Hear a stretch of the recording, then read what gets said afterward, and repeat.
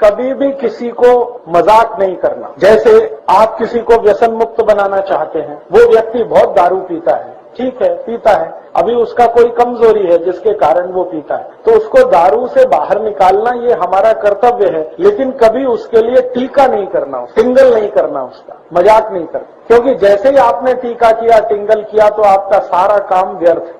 उसको ये मान के कोशिश करना कि इसको कोई बहुत बड़ी कमजोरी है शरीर में।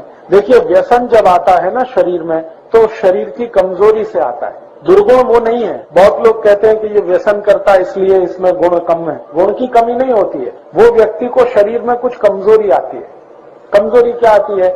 सभी व्यक्ति के शरीर में कुछ रसायन होते हैं, कुछ धातुएं होती हैं, उनमें से कोई एक दो रसायन कम हो गए, कोई एक दो धातुएं कम हो गई, तो व्यक्ति दारू पीना शुरू कर देगा, बीड़ी पीना, सिगरेट पीना, मावा खाना शुरू कर देगा। वो सामान्य रूप से मैंने जो शोध किया है वो ये कि सभी दारू पीने वाले लोगों के शरीर में एक केमिकल, एक रसायन की बहुत कमी आ जाती है। वो रसायन का नाम है सल्फर। हिंदी और मराठी में कहते हैं गंधक, अंग्रेजी में कहते हैं सल्फर। हमारे शरीर में 16 तरह की धातुएं और रसायन हैं। कैल्शियम है, पोटेशियम है, मैग्नीशियम है, सोडियम है, सल्फर है, आयरन है, सिलिकॉन है, कोबाल्ट है, ऐसी 16 धातुएं और रसायन होते हैं। इनमें से कोई एक धातु या एक रसायन कम हुआ और दूसरा जास्ती हुआ तो व्यसन की स्थिति बनती है। लोग जब व्यसन शुरू करते हैं ना, तो हर बार ऐसा नहीं होता कि मजे में करते हैं, मौज में करते हैं, ऐसा हमेशा नहीं होता। अगर 19 वर्ष की उम्र के पहले कोई व्यक्ति व्यसन शुरू करता है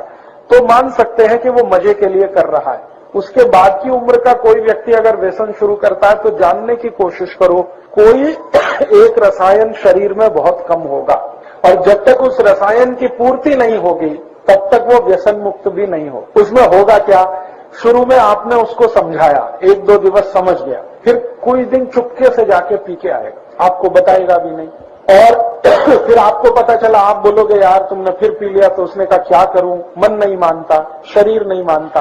वो मन मानता इसलिए नहीं है कि वो दारू के मदद से उसको वो रसायन की तात्कालिक पूर्ति होती है, शरीर उसकी मांग करता है। शरीर कहता है इसको पियो, इससे तुम्हारी ये कमी पूरी होती, लेकिन वो होती तात्कालिक है, परमानेंट नहीं है। तो ऐसे व्यक्ति को कोई औषध अगर दे दी जाए जो उसके रसायन की पूर्ति कर दे, तो जीवन पर्यंत वो व्यसन मुक्त हो सकता है। अब वो क्या रसायन है वो जानना थोड़ा चिकित्सा विज्ञान का काम है। मैं इस पर थोड़ा शोध करता हूं। चाय कॉफी जो लोग पी रहे हैं उनके शरीर में आर्सेनिक नाम के रसायन की बहुत कमी आती है, इसलिए वो बार बार चाय कॉफी। शराब पीने वालों को सल्फर, गंधक की बहुत कमी आती है शरीर में, इसलिए बार बार शराब पीते हैं। बीड़ी पीने वाले, सिगरेट पीने वाले और हुक्का पीने वाले, इनको शरीर में फास्फोरस की बहुत कमी आती है, इसलिए वो बहुत बार उसको पीते हैं। ऐसे 16 रसायन हैं, जिसकी भी कमी आएगी उसकी पूर्ति करने के लिए शरीर उसको प्रेरित करेगा, फिर जाकर वो पिएगा।